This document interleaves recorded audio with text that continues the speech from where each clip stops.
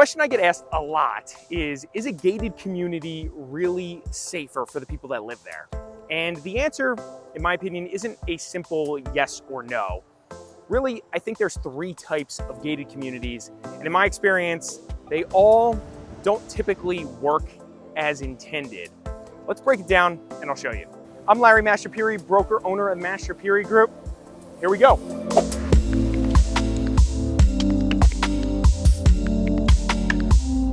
According to the Crime and Justice Research Alliance, non-gated communities get burglarized 33% more than gated communities. So if safety is a top concern for you, it makes sense to consider a gated community over a regular neighborhood. Let's start with one of the old school gated communities, like the one where you enter a key code and it allows access, the gates open. These communities are great. They add a level of security and protection for the homeowners in the community. But the reality is these gate codes, these key codes, they get passed around to a lot of people. They get passed around to the kids' friends, anybody else that's visiting, vendors, pool guys, landscapers. Everybody has this code. Even I have this code from way back. So we're going to go ahead and see if this code is still functional. Here we go. Access granted. All right. Some non-man gated communities have stepped their game up further in the technology space even more recently. For example, you can enter or insert your driver's license into the equipment, and depending on the type of technology, there may even be someone on the other side of that equipment somewhere in the world reviewing your driver's license, determining if you have the proper permissions to get into the community, and then possibly even notifying the homeowner that you're on your way in. But as always, if there's no physical human at the gate watching everything, there's going to be limitations to the security system. Now let's talk about the second type, where a trained professional stays at the gate 24/7 and checks people's IDs before they allow them in. And typically they're notifying the homeowner of who is trying to come in and go to their address. Just the presence, I think, alone of a person at the front gate is a huge deterrent for criminals. We're pulling up to a manned gated community. I'm going to drive up and see if I can get in by just saying a few keywords here. See what happens. Hey man. See you, brother. And just like that, he didn't even take my ID. That was easier than I expected. I do have a little bit of an advantage. I'm driving a pretty decent car. I'm wearing a suit. I may look like a realtor, but that's an example of how these security systems are a little imperfect. Another point to consider when evaluating each one of these gated communities is how tight is their security really? They may say one thing, but what are they doing in practice? For example, in some of these resort-style communities, someone may be able to easily enter by maybe making an excuse or saying something like, hey, I'm headed to the restaurant, I'm headed to the pro shop. And the guard may be accustomed to this happening and may just let people through without possibly checking their IDs.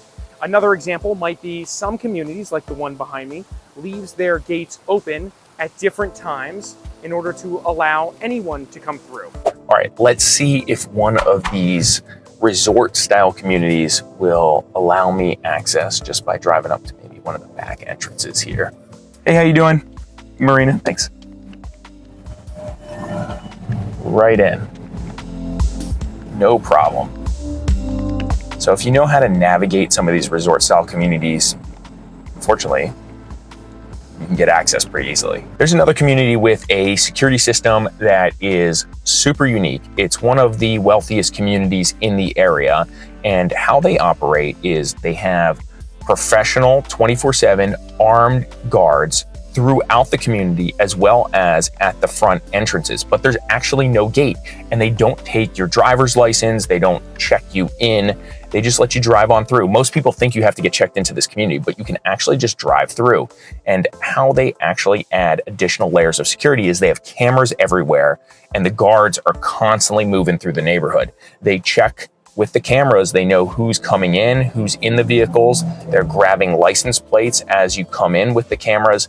This community is super, super secure. You will not get away with spending a minute in that neighborhood if you're not really supposed to be there. Let's take a quick spin through this neighborhood. I'm pulling up now. See the guards waving me in, no problem. And we're in. But don't be fooled. They know exactly who we are, what we're doing. There's cameras everywhere, every corner of this neighborhood. If I stop and hang out and pull over on the side here, they will come up and ask me what I'm doing here. Security guard to my left already. I've only been in the neighborhood for 10 seconds. Now let's talk about what the costs are associated with living in one of these gated communities here in South Florida. For non-manned gated communities with key code access systems or the driver license security system, you're probably spending around $100 or so per month. For a gated community like the one behind me, you're spending anywhere between $250 to well over $1,000 a month. The one behind me is about $750 a month, which is, in my opinion, relatively low for what they have to offer here. But remember, this community and other communities in the area have a lot of amenities inside that are baked into that cost. It doesn't have to do just directly with the security systems out front. So if you're working with a realtor, reach out to them and they'll fill you in on what's going on inside each community. If you're not working with a realtor, feel free to reach out to us and we'll hook you up with a list of all the amenities in each one of the communities you're interested in. My opinion is you pay for what you get. So if security is top of mind for you, is a top priority, then going with a 24/7 manned gated community is probably the right option. Alternatively, if it's not the biggest priority, then going with something a little scaled down, like a gated community with a key code entry as an example, is more than sufficient, and it does add a layer of protection. But remember, none of these systems are foolproof. Besides security, there's a wide variety of other amenities South Florida communities have to offer. If you're interested in that topic, hit the subscribe button below. If you found value in our content, please smash that like button. I'm Larry Mastrapuri. I'll see you guys on the next video.